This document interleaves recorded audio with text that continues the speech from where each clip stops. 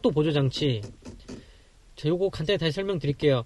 여기서 리미트 기능이나 아니면은 크루즈 컨트롤을 사용했을 때 스피드 리미트 인포를 통해서 현재 제한 속도를 확인을 했잖아요. 확인을 하면 옆에 보이는 것처럼 이렇게 화면이 표시가 됩니다. 이렇게 수동으로 제한 속도 적용을 하면 이렇게 표시가 되는 상황에서 셋을 누르면 내 차가 자동으로 60km로 속도를 바꿉니다. 단 내가 60km보다 낮게 달리고 있으면 셋을 누르면 60km까지 가속을 해버리고요. 물론 앞에 차량이 없을 경우죠. 크루즈 컨트롤, 앞차와 일정한 거리를 유지하면서 주행을 하는 상황에서 수동으로 제한 속도 적용으로 해놓으시고 셋 버튼을 누르면 자동으로 이 차는 감속이나 가속으로 60km에 맞춥니다. 자, 현재 제한 속도만 표시로 바꾸시게 되면 셋 버튼이 활성화가 되지 않아요. 그냥 여기는 몇 킬로다라고 보여만 줍니다. 꺼놓으면 속도 제한 정보가 보이지 않습니다. 여기서 원하시는 대로 조정하면 될 것 같아요. 저는 수동하고 셋을 많이 씁니다. 여기서 확인해야 될 부분이 뭐냐면 수동으로 제한 속도를 적용을 하고 사용할 때 제한 속도 조정이라는 것을 사용할 수가 있어요. 뭐냐면 수동으로 제한 속도를 조정한 다음에 여기서 제가 7km를 해놨는데 이게 뭐냐면 50km로 달리고 있는 상황에서 60km 제한 속도인 도로에 진입을 했습니다. 그러면 스피드 리미트 인포를 통해서 60km라는 제한 속도가 표시가 되는데 셋 버튼을 누르면 60km로 설정되는 게 아니고 67km로 설정이 됩니다. 반대로 제한 속도 60km 이하일 때 조정을 체크를 하시게 되면 제한 속도 60km 이하로 달릴 때 60km도 포함되는 겁니다. 여기서 제가 0으로 해놓고 타게 되면 60km에서는 이 7km 적용을 받지 않습니다. 60km 이하일 때는 이 7km 적용 제한을 받지 않기 때문에 제가 예를 들어 30km 속도로 주행을 하다가 속도 제한 40km 도로에 들어갔을 때 셋을 누르면 40km로 적용이 됩니다. 왜냐면 여기서 이제 제가 0으로 해놨기 때문에요. 0으로. 만약에 여기서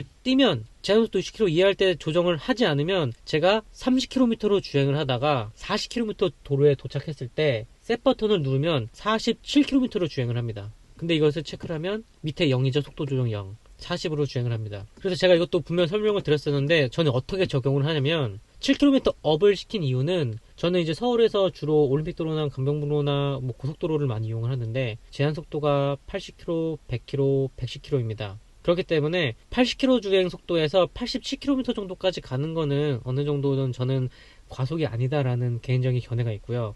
실질적으로 이런 GPS 오차나 이런 것들이 있기 때문에 실제 계기판에 보여진 속도와 주행 속도는 다른 거 다들 알고 계시죠. 그렇기 때문에 저는 7km를 업을 시켰습니다. 그래서 7km 업을 해놨기 때문에 80km 구간에 들어가서 셋을 누르면 87km로 주행을 하게 되고 110km인 고속도로에 들어가면 117km로 주행하게 됩니다. 다만 반대로 어린이 보호구역이나 시내길이나 60km 이하로 달려야 되는 도로에서 셋 버튼을 누르게 되면 사실상 이 셋 버튼은 저속에선 잘 쓰지 않는데 어떨 때 쓰는 거냐면 리미트 기능을 통해서 어린이 보호구역에 들어가면 제가 강제적으로 속도를 30km 이상으로 내지 않도록 차량을 락을 걸 수가 있습니다.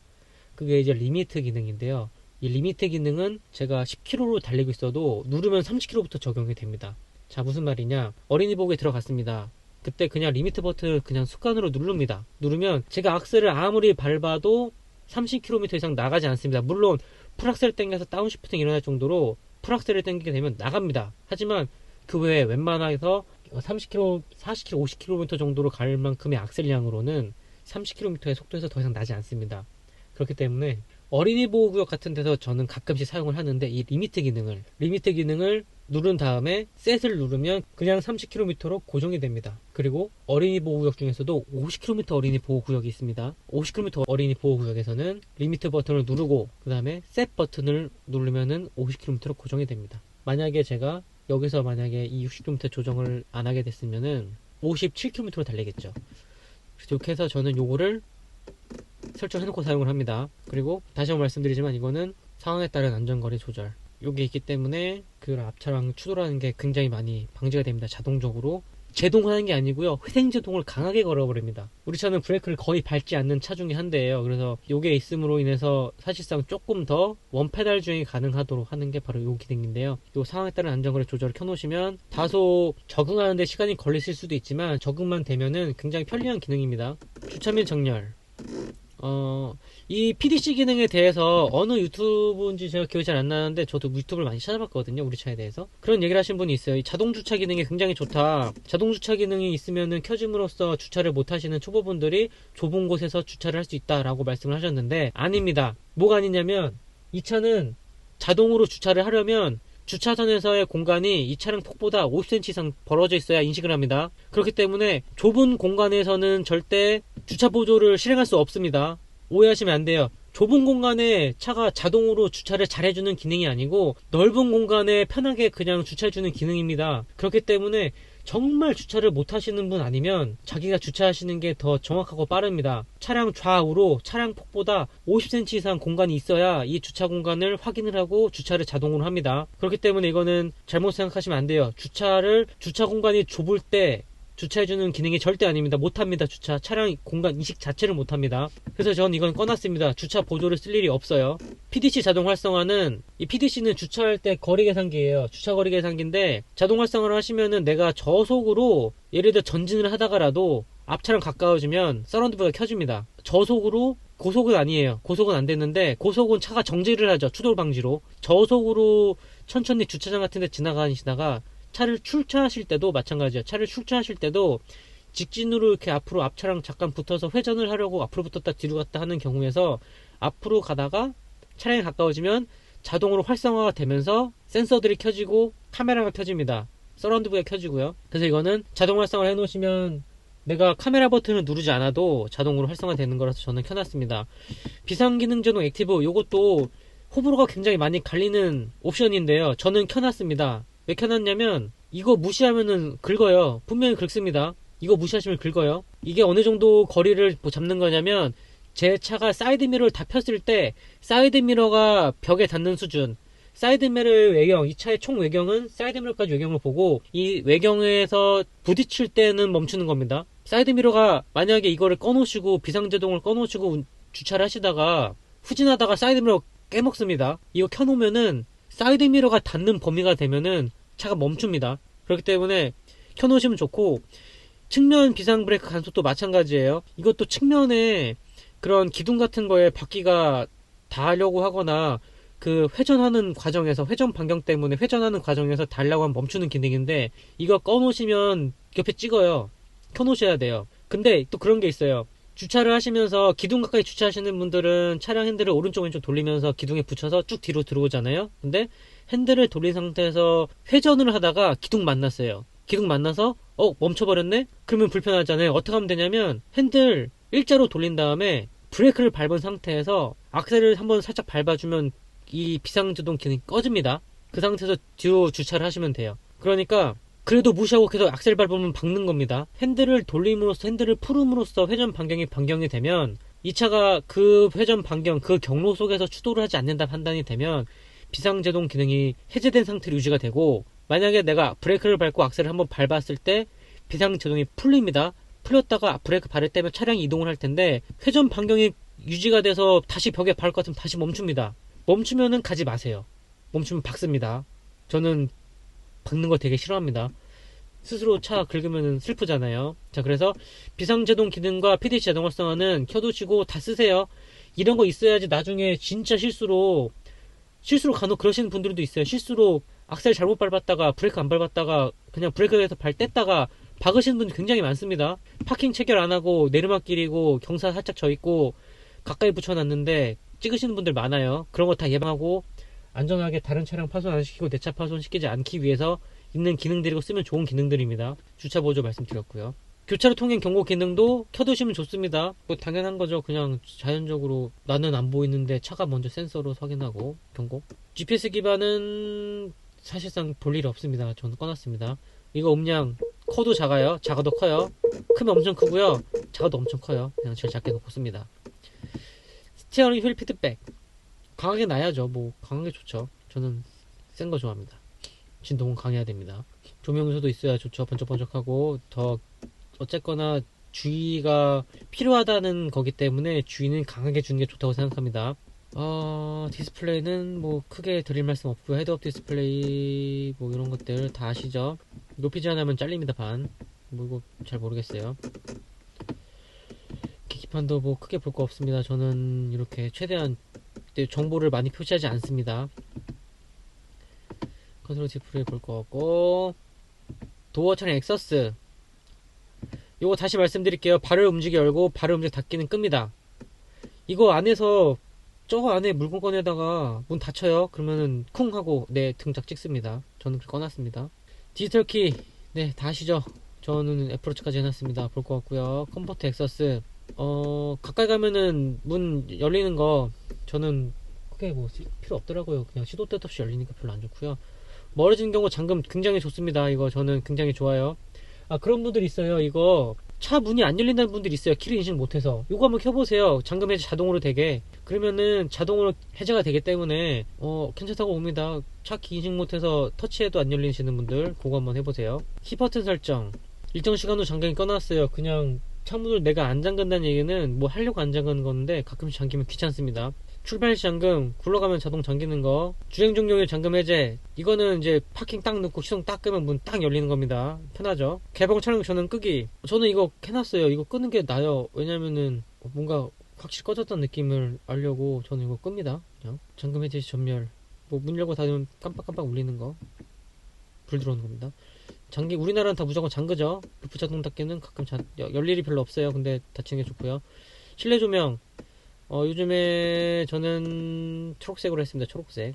그린. 네, 그린라이트입니다. 실내 조명, 봤고요. 좌석 편의. 여기서 바꿀 게 있어요, 제가.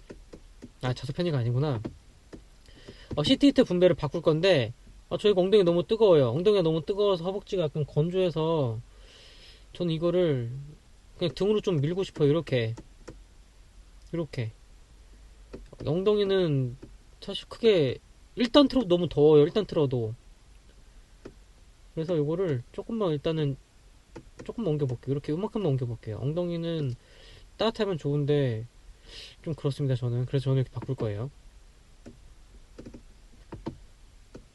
다시 좌석 편의.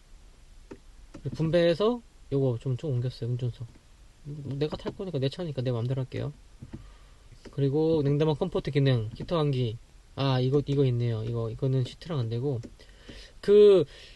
저희 오픈톡방에 계신 분이죠? 요거 한번 확인해 보세요. 요거 온도 조절이 이렇게 다르게 할 수 있는데 이게 아마 다르게 될 수도 있어요. 운전석 온도 조절은 이렇게 돼 있고 동반 좌석 이렇게 돼 있을 수도 있습니다. 그러면 이제 히터 나고 에어컨 나오는 거예요.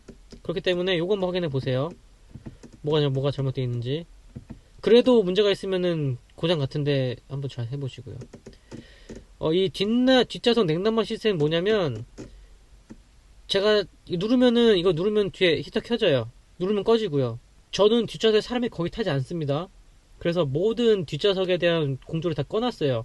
바람문 잠가놓고 다 꺼놨어요. 근데 누가 탄다고 이거 눌러주면 됩니다. 표준 설정은 22도. 저는 22도를 좋아합니다. 막 춥지도 않고 겨울에 히터가 좀 너무 더워서 저는 답답한 감이 없지 않아 있어서 좀 시원한 거 좋아하는데 22도 하면은 딱 좋습니다. 성에도 안 끼고요. 에어컨 항상 켜두시고요. 자, 이 냉난방 관련해서 한 가지 제가 팁을 드리자면, 이거 자동 공기 순환을 해놓으세요. 왜 그러냐면 이게 또 지역마다 또 다르긴 하지만 서울 같은 경우에는 사실상 바깥에 들어오는 매연이 굉장히 심해요. 심하다 보니까 이 바깥에 외기 유입을 틀어놓고 장시간 차량을 사용하다 보면 의도치 않은 냄새가 좀 많이 발생을 해요. 매연이 약간 매연이 찌들어서 나는 냄새들인 거죠. 그런 냄새들이 좀 나긴 하는데, 저 같은 경우에는 자동 공기 순환을 해놓고 외기 유입이 전혀 되지 않도록 차량을 주행을 합니다. 환기가 필요할 때 환기를 하는 편이고요. 환기가 필요하지 않고 공조를 사용할 때는 에어컨은 항상 켭니다. 이 에어컨이라는 게 찬바람이 나오는 에어컨이 아니고요. 항온 항습 기능이라고 생각하시면 돼요. 차량 안에 습도를 항상 일정하게 유지를 시켜주는 기능이고, 거기에 따라서 내가 온도를 낮게 하면은 찬바람이 나오는 것이고, 온도를 뜨겁게 하면은 차량 내 습기를 제거한 채 따뜻한 바람이 나오는 겁니다. 그렇기 때문에 제가 말씀드리고자 하는 팁은 에어컨을 켜시고 온도를 조금만 낮게 유지를 해보세요. 22도가 좀 추우시다는 분들은 24도로 유지해 보시고요. 이렇게 해서 타시다 보면 생각보다 쾌적한 차량 내 그런 에어컨디션 환경이 될 것 같습니다. 그래서 이 에어컨을 사용하시는 분들은 겨울에 히터를 사용하실 때 22도나 24도나 26도나 요 정도 선에서만 에어컨을 켜신 채 외기 유입을 차단하신 채, 그리고 발로 향하는 공기는 끄신 채, 발로 향하는 공기가 안 좋은 이유가 뭐가 있냐면, 바닥에는 생각보다 많은 양의 먼지, 흙먼지들이 많이 끼어 있어요. 바닥으로 바람을 쏟아보면 그 바람을 타고 발에서 있는 먼지들이 위로 올라오게 돼요. 공기질이 생각보다 많이 탁해집니다. 그렇기 때문에 상부와 전면은 내 몸으로 오는 직접적인 바람이기 때문에 이게 싫으신 분들은 유리로만 쏘게 하세요. 유리로만 쏘면은 좋은 이유는 일단은 그런 성에나 이런 김이 서리지가 않습니다. 온도와 관계없이 유리창에 직접적으로 바람이 뿌려줌으로써 습기가 차는 것을 미연에 방지합니다. 그렇기 때문에 성에가 끼지 않고요. 그리고 간접으로 따뜻한 공기가 순환이 되게 됩니다. 그렇기 때문에 전체적으로 은은한 느낌의 히터를 사용할 수가 있어요. 그래서 바람 방향은 하부는 끄시고 전면과 위를 향한 채 거기서 이제 온도는 22도에서 26도 사이로 조절해서 타시면 됩니다.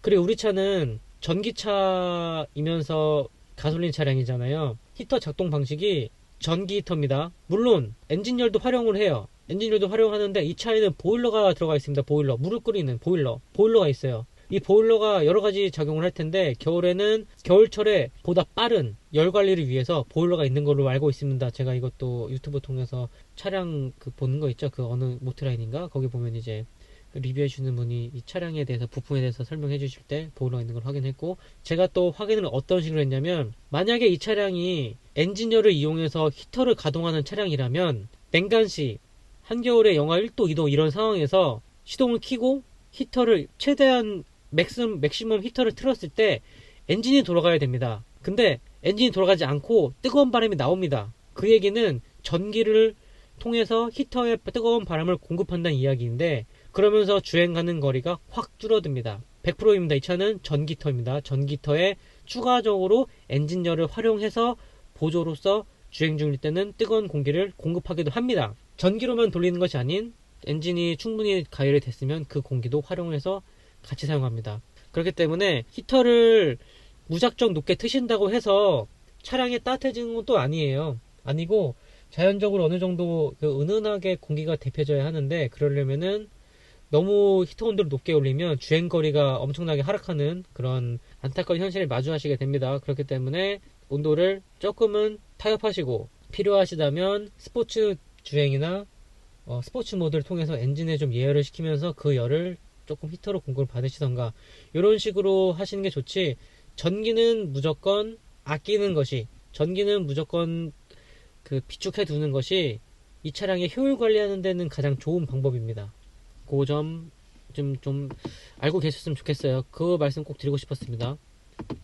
자, 그러면은 차량 설정에 대한 부분 다시 한번 싹 둘러본 것 같습니다. 지금 조금씩 그래도 말씀드렸는데, 이런저런 제가 지금까지 타면서 느꼈던 부분들, 그리고 제가 기존에는 어떻게 말씀을 드렸는지는 사실상 잘 모르겠습니다. 잘 모른다는 얘기는 일일이 다 기억하지 못한다는 부분이고, 제가 차량을 타면서 이 차를 점점 더 타면서 느꼈을 부분들이 있기 때문에 그거에 대해서는 제가 계속 개선을 해서 말씀을 드리고 있습니다. 그래서 그거는 한번 천천히 생각해 보시고요. 제가 지금까지 이 차 출고하고서에 대한 데이터를 한번 보여드릴게요. 제가 지금까지 17,555km 탔습니다. 그리고 전기로만은 1,814km 탔고요. 지금까지 출고 총 연비가 29.3km가 나왔습니다. 근데 지금은 제가 집밥과 회사밥이 둘 다 있기 때문에 사실상 지금부터는 연비가 더 오를 일만 남았다고 보고 있어요. 연비가 지금 이렇게 나오고 있고, 제가 주유를 최근에 하긴 했는데, 제가 이전 주유를 10월 5일날 했습니다. 10월 5일날 하고 11월 21일까지 탔어요. 그랬으니까 기름을 정말 안 쓰죠. 지금 주유를 했고, 고급유 주유했습니다. 고급유 주유했고, 요거는 뭐 사실상 거리가 지금 300km밖에 안 탔기 때문에 그냥 이렇게 생각하시면 됩니다. 300km 탔는데 지금 기름이 570km 갈 수 있다고 나오고 있어요. 지금 잔여 기름량이 한 바늘도 안 내려갔습니다. 300km 탔는데 당연하겠죠. 뭐 322km 탔는데 전기로만 322km 탔네요. 이 개별 설정을 제가 언제 잡은 거냐면 타이어 교체하고 잡았습니다. 타이어 교체를 했고, 이 타이어가 윈터 타이어로 바뀌었고 공기압이 바뀌었고, 겨울이 되면서 약간 전비의 영향이 어떻게 올까라는 게 사실 궁금해서 제가 이제 거의 전기로만 주행을 하기 때문에 이 전비를 한번 살짝 확인해 보기 위해서 이거를 지금 초기화를 했는데, 전비 같은 경우에 제가 본 바로는 전비가 대략 한 4.7km 정도 나왔거든요. 그래서 이제 개별 설정을 한 이유는 타이어 교체하고서 전비가 어떻게 변하는지 한번 궁금해서 개별 설정을 찍어봤고요. 제가 주행해보고 알려드리도록 하겠습니다. 이렇게 해서 코딩에 대해서 코딩을 다시 한번 해봤고요. 빠르게 해봤고요. 다시 한번 빠르게 차량에 대해서 메뉴를 좀 설정하는 방법을 중요한 부분들만 바로 한번 말씀을 드렸습니다. 자, 그래서 다음부터는 아마 이제 연비에 대한 내용들이 좀 많아질 건데, 이 연비에 대한 내용들을 제가 다각도로 한번 분석을 해서 정리를 한번 열심히 잘 이쁘게 해서 보여드리도록 하겠습니다. 이상입니다.